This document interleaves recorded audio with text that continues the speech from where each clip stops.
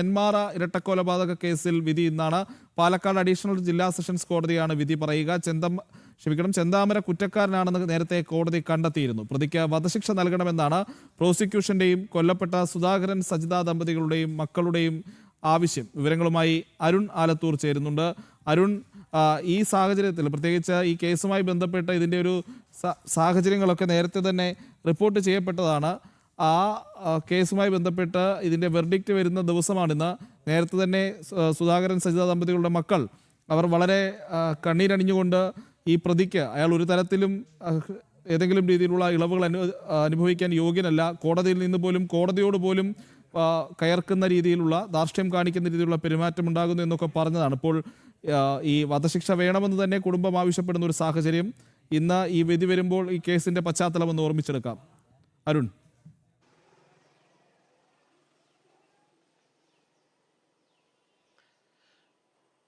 പ്രജിത്ത്, ഈ നാടിനെ നടുക്കിയ ഇരട്ടക്കൊലപാതകം നടക്കുന്നത് 2025 ജനുവരിയിലാണ്. ഈ കൊലപാതകം എന്ന് പറയുന്നത് ഒരു തുടർ കൊലപാതകമാണ്. സജിത എന്ന ഒരു സ്ത്രീ, അയൽവാസിയായ സ്ത്രീയെ 2019 ചെന്താമര എന്ന കൊടും കുറ്റവാളി കൊലപ്പെടുത്തുന്നു. തൻ്റെ ഭാര്യ പിണങ്ങിപ്പോകുന്നതിന് കാരണം സജിതയാണ് എന്നുള്ള തെറ്റിദ്ധാരണയിലായിരുന്നു 2019 ഓഗസ്റ്റ് 31 സജിതയെ കൊലപ്പെടുത്തുന്നത്.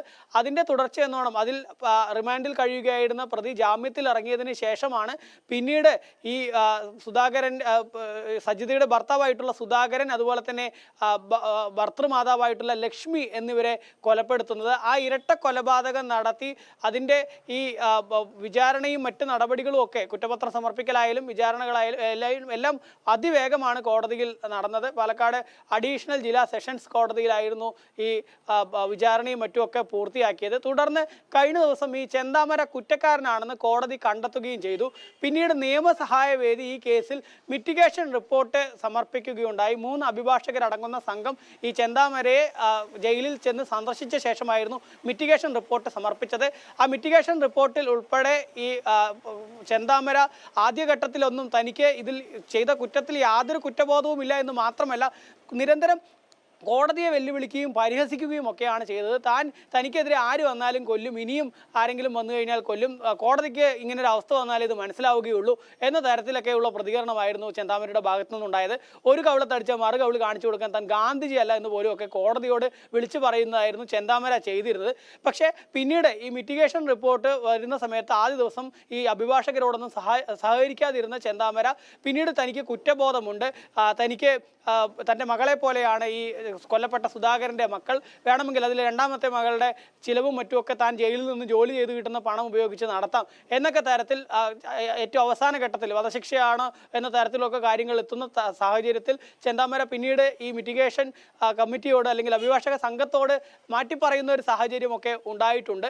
ഏതായാലും പ്രോസിക്യൂഷൻ പ്രധാനമായിട്ടും ആവശ്യപ്പെടുന്നത് ഈ കേസിൽ പ്രതിക്ക് വധശിക്ഷ തന്നെ നൽകണം എന്നുള്ളതാണ്. പ്രായം ഒരു ഇളവായിട്ട് കരുതരുത്. 62 വയസ്സാണ് ചെന്താമരയ്ക്ക്, അതുകൊണ്ട് തന്നെ പ്രായം കണക്കാക്കി ഇളവ് കണക്കാക്കരുത്. മാത്രമല്ല, ഈ പ്രതിക്ക് ഇനിയും പുറത്തിറങ്ങിക്കഴിഞ്ഞാൽ നിരവധി ആളുകളെ കൊല്ലാൻ സാധ്യതയുണ്ട്. പ്രത്യേകിച്ച് ഈ സജിതയും അതുപോലെ തന്നെ തൊട്ട അയൽവാസിയായിട്ടുള്ള പുഷ്പയും, ഇവർ രണ്ടുപേരെയും കൊലപ്പെടുത്തുമെന്നുള്ളതായിരുന്നു ചെന്താമര പലതവണ പറഞ്ഞിരുന്നത്. അതുകൊണ്ട് തന്നെ ഇപ്പോൾ നെന്മാറ പോത്തുണ്ടി ബോയൻ കോളനിയിലെ പല ആളുകളും അവിടെ നിന്ന് നാട് വിട്ട് തന്നെ ഈ ചെന്താമരയെ പേടിച്ച് പോയിരിക്കുകയാണ്.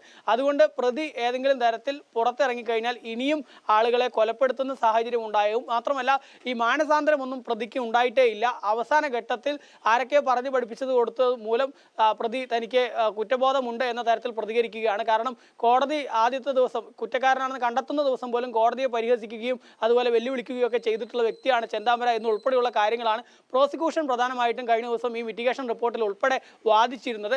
അതേസമയം തന്നെ ഈ പ്രതിഭാഗത്തിന്റെ ഭാഗത്തു നിന്നുണ്ടായിരുന്ന വാദം എന്ന് പറയുന്നത് പ്രതിയുടെ പ്രായം കണക്കിലാക്കി വധശിക്ഷയിൽ ഇളവ് നൽകണം, വധശിക്ഷ നൽകരുത് എന്നുള്ളതാണ്. രണ്ടാമത്തെ കാര്യം എന്ന് പറയുന്നത് പ്രതിക്ക് മാനസാന്തരമുണ്ട്, ഈ കുടുംബത്തെ അല്ലെങ്കിൽ ഈ കൊല്ലപ്പെട്ട സുധാകരന്റെ മകളെ ഉൾപ്പെടെ നോക്കാമെന്ന് പ്രതി പറയുന്നുണ്ട് തുടങ്ങിയ കാര്യങ്ങളും. മിറ്റിഗേഷൻ റിപ്പോർട്ട് പ്രതിക്ക് അനുകൂലമാണ് എന്ന തരത്തിലുള്ള വാദമായിരുന്നു പ്രതിഭാഗം വാദിച്ചിരുന്നത്. ഏതായാലും ഈ പ്രതിക്ക് ചെന്താമരയ്ക്ക് ഈ കേസിൽ വധശിക്ഷ തന്നെ നൽകുമോ, അതല്ലെങ്കിൽ കോടതി എന്ത് തരത്തിലുള്ള ശിക്ഷാവിധിയായിരിക്കും ഇന്ന് പുറപ്പെടുവിക്കുക എന്നുള്ളത് തന്നെയാണ് എല്ലാവരും ഉറ്റുനോക്കുന്നത്. ഏതായാലും ഈ നെന്മാറ പോത്തുണ്ടി ബോയൻ കോളനിയിലെ ആളുകളുടെ ആണെങ്കിലും അതല്ലെങ്കിൽ കൊല്ലപ്പെട്ട സുധാകരൻ സജിത ദമ്പതികളുടെ ആണെങ്കിലും പ്രോസിക്യൂഷൻ്റെ ഒക്കെ ആവശ്യം എന്ന് പറയുന്നത് പ്രതിക്ക് വധശിക്ഷ തന്നെ നൽകണം എന്നുള്ളതാണ്. ഓക്കെ അരുൺ, എന്തായാലും ഒരു കുടുംബത്തിലെ 3 പേരെ കൊന്നൊടുക്കിയ നരാധവനാണ് ചെന്താമര. പക്ഷേ നിയമം എന്താണ് വിധിക്കുന്നത് എന്നുള്ളത് നമുക്കിനി കുറച്ചു നേരം കൂടി കാത്തിരുന്നാൽ അറിയാൻ പറ്റും.